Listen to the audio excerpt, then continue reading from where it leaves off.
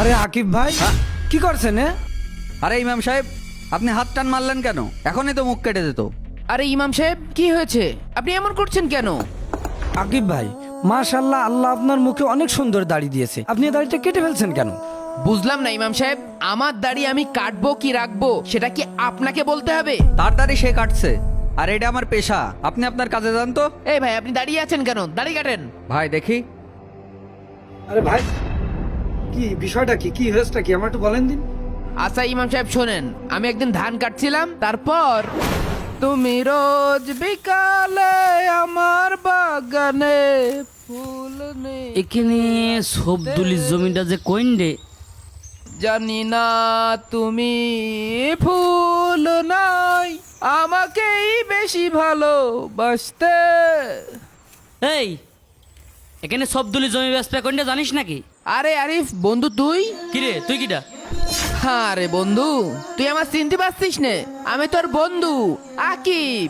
তুই আর আমি ক্লাস 5 পর্যন্ত পড়াশোনা করেছি প্রাইমারি স্কুলে। আমি তো মনে করতে পারছি না। টাকা পয়সা হলেই মানুষ ছোটবেলার বন্ধুর ভুলে যায়। তোর সাথে কত পুকুরে যেয়ে গোসল করেছি, নদীতে যেয়ে গোসল করেছি, আম চুরি করেছি, লিচু চুরি করে খাইছি, আর আমার চিনতে পারছিস নে? তুই জাবেদ কাকা ছেলে আকিব না?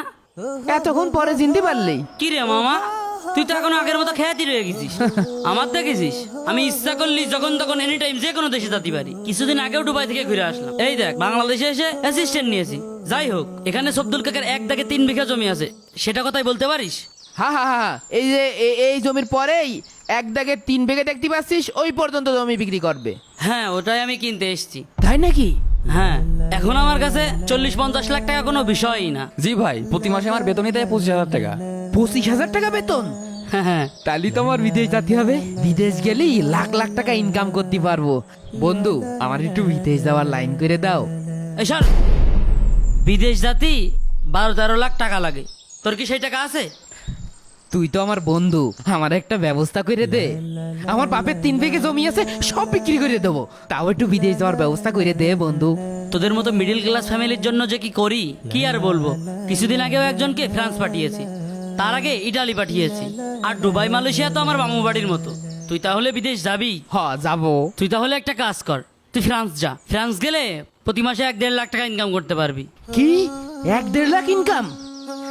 যাবো যাবো যাবো যাবো। ফ্রান্সে যেতে হলে আবার কি করা লাগবে বন্ধু? তুই এক কাজ কর, কাল 10,000 টাকা নিয়ে 10টার সময় পাসপোর্ট অফিসের সামনে আমার সাথে দেখা কর। এই অ্যাসিস্ট্যান্ট, চলো যাই। চলেন ভাই। বন্ধু, আমার কিন্তু বিদেশ নিয়ে যেতে হবে। আচ্ছা ঠিক আছে, তোমাকে বিদেশ নিয়ে যাবো বলেছি তো। এই মাঠঘাটে জোন খাটা কাজ আমি আর করছি না, আমি এখন যাব বিদেশ। ও, সবই তো বুঝলাম। তাহলে আপনি ফ্রান্সে যাচ্ছেন, তা আপনার পাসপোর্ট কি করা হয়ে গিয়েছে? আর ভাই সেই কথা বলেন না, আমি তো পাসপোর্ট করতেই চাচ্ছিলাম না, সে এক বিরাট ঝামেলা হয়েছে। কি হয়েছে কোন দিন? তাহলে ইমাম সাহেব শোনেন।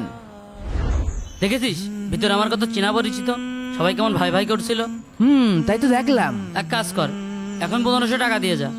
টাকা না হয় দিলাম, কিন্তু বড় স্যার কি কইলো শুনেছিস? বড় স্যার আবার কি কইলো? কে, তুই শুনলি নে? বড় স্যার কইলো ফ্রান্সে নাকি দাড়িওয়ালা লোকে ঢুকতে দেয় না, দাড়ি কাইটে নিয়ে শেভ করে তারপর জাতি হয়। আরে এইটা কোনো ব্যাপার হইলো? দাড়িতে আর এমন জিনিস না যে কাটলে আর কোনোদিন উঠবে না। তুমি ফ্রান্স যাবা, 2-3 লাখ টাকা মাসে কামাবা, এর জন্য সামান্য দাড়ি কাটতে পারবা না? তোরা খেতটা খ্যাতি রয়ে গেলি।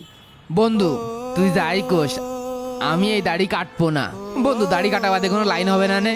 তোর আগেই কইলাম আমি, তুই ফ্রান্স যাতে পারবি না নে। একটা ফ্রান্সের ভিসার মূল্য কত তুই জানিস? 15-16 জন আমার বেশ ঘুরছে। আমি যদি তাকে এখন কই তোর কিডনি বেছে নিয়ে আই, তোর ফ্রান্স নিয়ে যাচ্ছি, তাই তারা রাজি হয়ে যাবে না। তোর আমি দেখাচ্ছি 5 তলা, তুই যাচ্ছিস 9 তলা, সামান্য দাড়িটুকু কাটতে পারবি না। তোর দাড়ি মাড়ি কাটা লাগবে না, আমি গেলাম, আমার সময়ের মূল্য আছে। বন্ধু বন্ধু যাইস নে যাইস নে, শোন শোন শোন শোন, আমি দাড়ি কাটবা না, শোন শোন শোন শোন, যাইস নে, শোন, আমি দাড়ি কাটিয়েই তারপরে আসবা নে। তাহলে দে, সে 1500 টাকা দে। এই নে ধর। তাহলে তুই যা, বিকেলে তোর সাথে করে আমি দাড়ি কাটতে নিয়ে যাবা না। কি যন্ত্রণায় বললাম, শেষ পর্যন্ত নবীর সুন্নাত দাড়িটা কেটে ফেলতে হবে। বন্ধু, আমার না এই এত সুন্দর দাড়ি কাটতে ইচ্ছা করছে না। তুই না সবসময় একটু বেশি কথা কইস। ইউরোপ কান্ট্রি কি তুই যাই তাই ব্যাপার মনে করিস? মাসে 1 লাখ টাকা কামাবি, তুই শুধু সেইটা ভাবতো একটু। আই চল। এ আসিফ, জি ভাই। আকিবের দাড়িটা একটু ফেলাই দে তো। একটু ছোট করবে নাকি শেভ করবে? একদম ক্লিন করে দিবি যেন 16 বছরের যুবক মনে হয়। ভাই এত বড় দাড়ি 150 টাকায় কাটা সম্ভব না। তোরও তো চিন্তা করতে হবে না, তুই শুধু এটার দিক তাকা, এটাই হবে না? আচ্ছা বুঝতে পারিছি, এই দেখ হবে না? হ্যাঁ ভাই হবে না। এই নে রাখ। আসেন ভাই আসেন। শেষবারের মতন দাড়িতে একটু হাত দিয়ে দেখি। আহা রে আমার দাড়ি। এ আসিফ, হ্যাঁ ওর ক্লিন শেপটা খুব সুন্দর করে করে দিস। ঠিক আছে ভাই। এ আকিব, আমি গেলাম। আসাদ আলী যা। তোর ভিসা লাগাতে হবে, মেলা কাজ, আমি গেলাম। থাকে। ঠিক আছে। আস্তাগফিরুল্লাহ, সি সি সি, সামান্য বিদেশ যে 1 লক্ষ টাকা ইনকাম করার জন্য আপনি নবীর সুন্নত দাড়িতে খুর দিয়েছেন। আপনি কি বুঝতে পারছেন যে আপনার মন মানসিকতা কত নিচু, কত নিচের দিকে গিয়েছে? আপনি কি বিষয়টা বুঝতে পারছেন? আমার 300 টাকার কাজ তো হাত ছাড়া হয়ে যাবে না ভাই। আপনি এসব লোকের কথা শুনেন না দিনে। আপনি যাচ্ছেন ফ্রান্সে, লাখ লাখ টাকা ইনকাম করবেন, আর এই সামান্য দাড়ি তো পরেও রাখতে পারবেন। দিলাম কেটে। থামেন। আপনি যে এই দাড়িটার সামান্য বললেন, আপনি কি জানেন যে কোনো মানুষ মারা যাওয়ার পরে তাকে যখন কবরে নামানো হয় তখন এই কথা বলা হয়, বিসমিল্লাহি ওয়া আলা মিল্লাতি রাসূলিল্লাহ, রাসূলের সুন্নতের পর তার নামানো হয়। আর এটাকে আপনি সামান্য বললেন। তাই তো ইমাম সাহেব, আপনি তো সঠিক কথা কয়েছেন, কিন্তু আমি তো আমার বন্ধু আরবির বিদেশ যাওয়ার জন্যই 4 লক্ষ টাকা দিয়েই দিয়েছি। পাসপোর্ট করা হয়ে গিয়েছে, ভিসা করা হয়ে গিয়েছে, এখন তো আমার দাড়ি কাটাই লাগবে। দুনিয়াতে টাকা পয়সা ধন সম্পদ যত কিছুই আছে, এসব কিছু কিন্তু কবরে যায় না। কবরে একটা জিনিস যায়, সেটা হলো দাড়ি। হায় আফসোস, আপনি সেই দাড়িটাই কেটে ফেলছেন। ইমাম সাহেব, আপনি সঠিক কথা বলেছেন। আজকে যদি আমি এই দাড়ি কেটে পেলেন রুটি, তখন যদি আজরাইল এসে আমার জান কবজ করে, তখন আল্লাহর কাছে আমি কি হিসাব দেব? তখন তো আমি জাহান্নামী হয়ে যাব। না, এই দাড়ি আমি কাটবো না। আলহামদুলিল্লাহ, আল্লাহ আপনাকে সহি বুঝ দান করুক। যারা নবী প্রেমিক আছেন, যারা নবীর সুন্নাত দাড়িকে ভালোবাসেন, তারা ভিডিওটা শেয়ার করে সবার মাঝে ছড়িয়ে দিন।